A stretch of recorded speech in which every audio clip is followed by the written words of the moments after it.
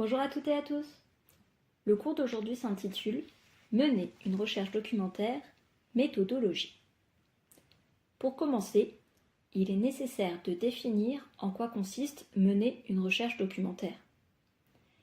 Il s'agit de chercher et de trouver dans des documents des informations qui vont permettre de répondre à des questions posées par un sujet. Mais comment s'y prendre ? Pour mener une recherche efficace et complète, il faut être bien organisé. Il y a 3 règles à ne jamais oublier quand on mène une recherche documentaire.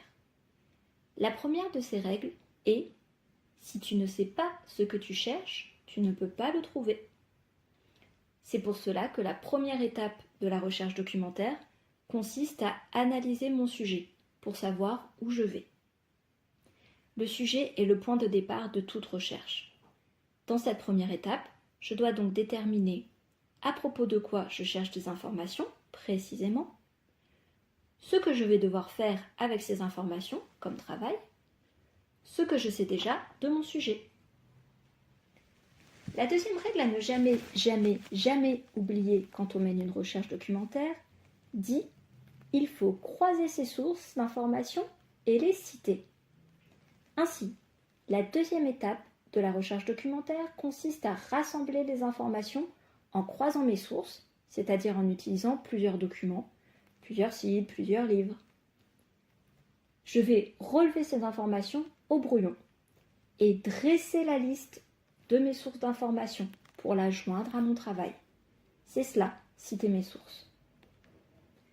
La troisième règle à ne jamais oublier quand on mène une recherche documentaire rappelle que copier-coller ne t'apprend rien. Or, le but d'un travail de recherche est qu'on apprenne des choses à propos de notre sujet. Ainsi, en étape 3, il s'agit d'évaluer les informations que j'ai trouvées, de les trier et de les classer. Je travaille toujours au brouillon. Je garde les informations dans lesquelles j'ai confiance, celles qui sont importantes, et je les organise dans un ordre logique.